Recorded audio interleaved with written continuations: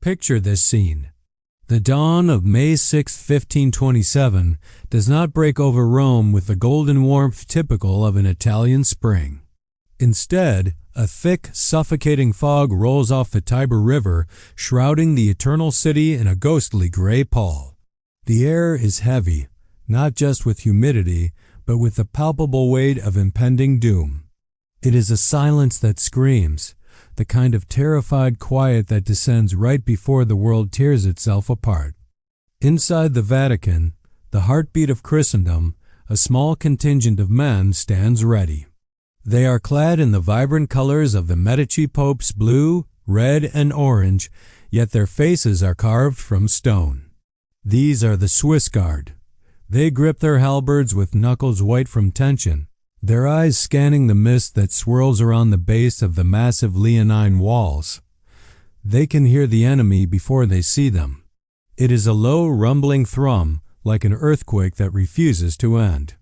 It is the sound of 30,000 pairs of boots marching in unison, a cacophony of steel clashing against steel, and the guttural roars of men who have forgotten the meaning of mercy. Facing them is not a disciplined army of conquest, but a starving, mutinous horde.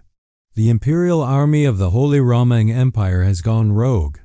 Among them are the Spanish tercios, hardened veterans of the Italian wars, and the terrifying Landsknechts German mercenaries, many of them Lutherans who view the Pope as the Antichrist. They have not been paid in months. They are cold, they are ravenous, and they have been promised that the riches of Rome are theirs for the taking. To them, this is not a siege. It is a harvest. And between this apocalyptic force and the Vicar of Christ stand just 700 defenders in the Vatican district, with the core of the resistance resting on the shoulders of fewer than 200 Swiss guards. But here's what the chronicles don't always tell you about that morning. The terror wasn't just about the numbers. It was about the inevitability of it all. Pope Clement VII was praying in the chapel of Nicholas V, hoping for a miracle. While his commanders knew that miracles had long since abandoned this battlefield, the odds were not merely difficult. They were mathematical impossibilities. 30,000 against 700. A ratio of 42 to 1. By all logic of warfare, the battle should have been over in minutes. But the Swiss Guard did not operate on the logic of warfare. They operated on the logic of an oath. To understand why these men stood their ground when any sane soldier would have rooted, we must look at the weeks leading up to this catastrophe. The War of the League of Cognac had turned the Italian peninsula into a slaughterhouse. Charles V, the Holy Roman Emperor, was locked in a power struggle with Francis I of France and the Pope. But the emperor had lost control of his own weapon. His army, led by the renegade Charles III, Duke of Bourbon, had marched south not entirely by command, but by the momentum of their own hunger. They had stripped the countryside bare. There was no food left in the north. The only way forward, the only way to survive, was to sack the richest city in the world. The Duke of Bourbon was a man on the edge of the abyss. He knew that if he did not deliver Rome to his men, they would likely hang him from the nearest tree. On the morning of the assault, he wore a white cloak over his armor, a mark of command, but also a target. He knew the walls of the Vatican were formidable, but he also knew they were undermanned. The Roman militia had proven unreliable, many fleeing into the city or locking themselves in their homes.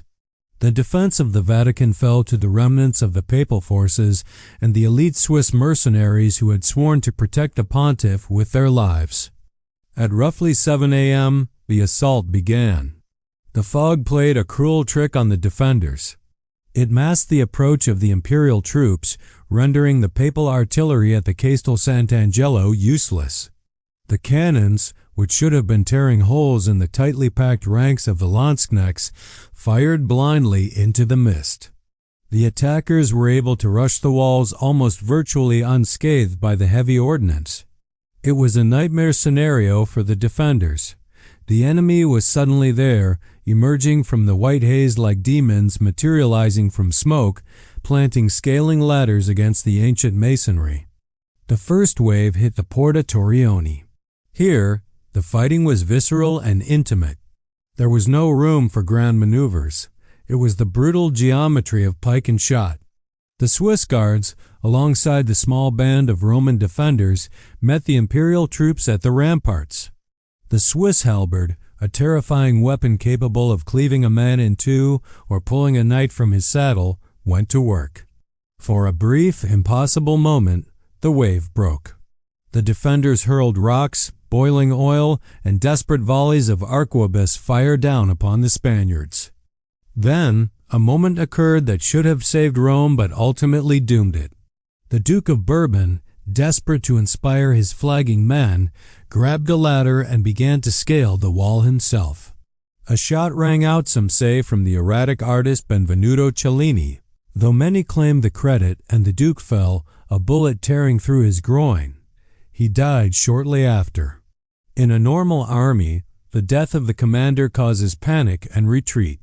But this was not a normal army. This was a mob.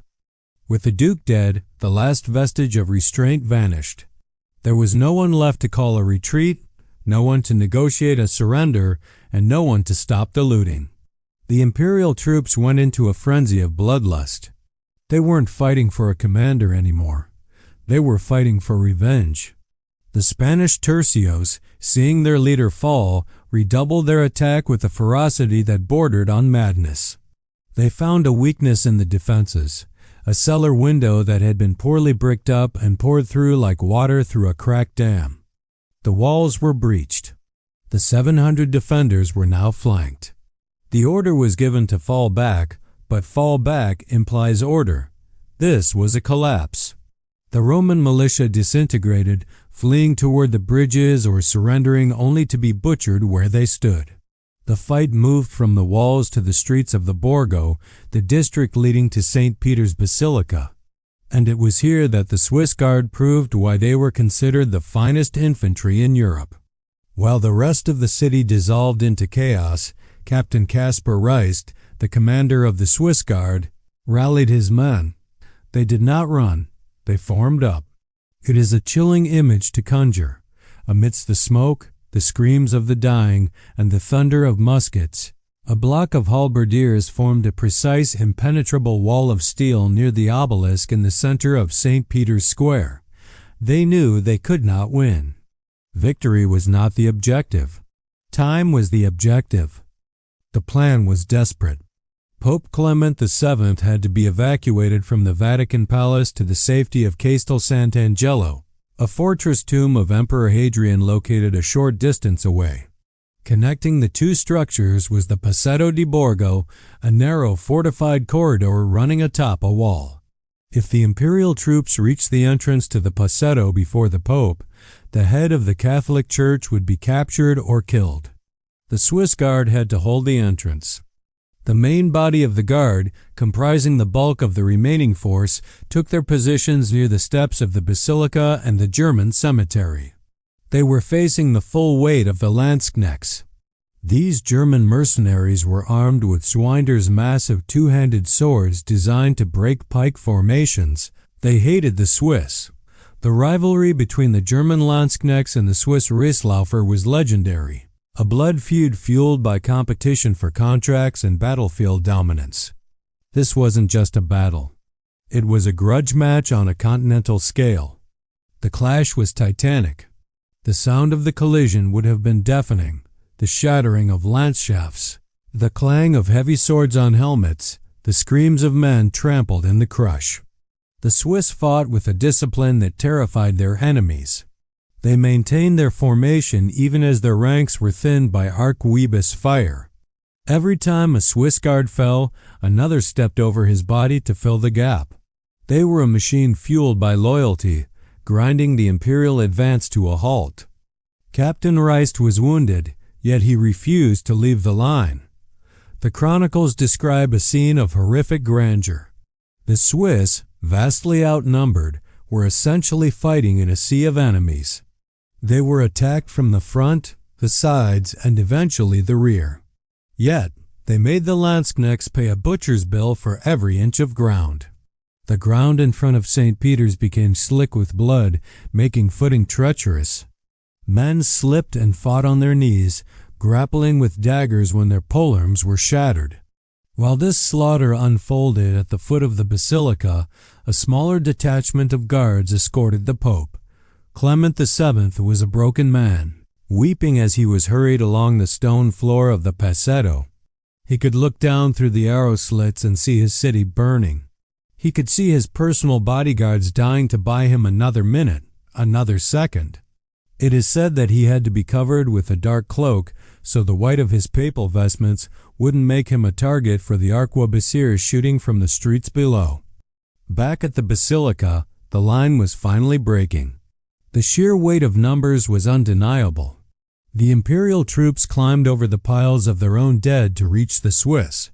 The defenders were pushed back, step by bloody step, until they were fighting on the very stairs of St. Peter's.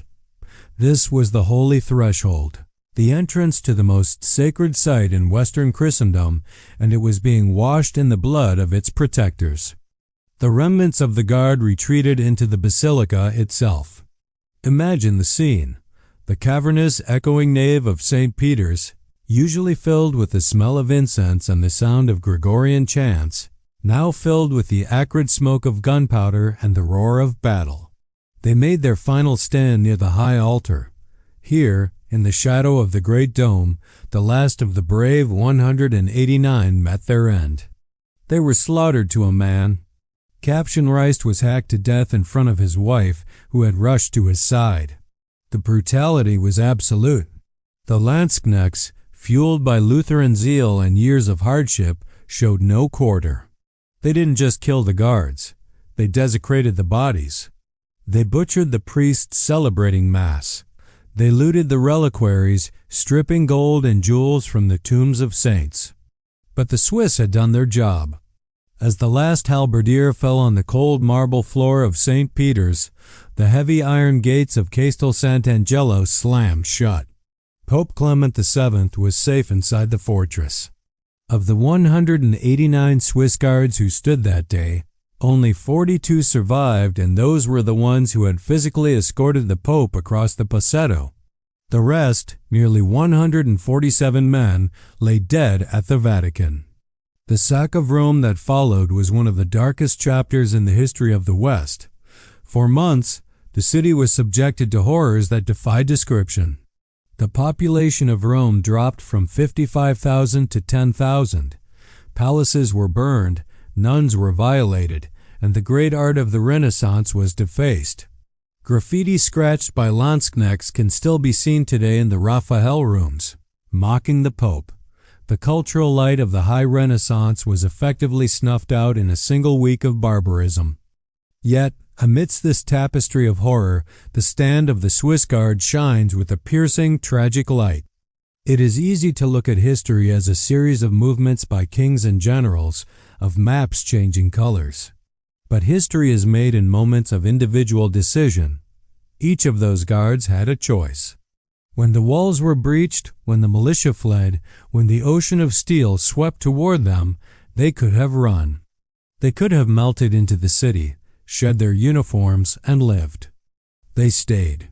They stayed because they were bound by something stronger than fear. They were bound by their word.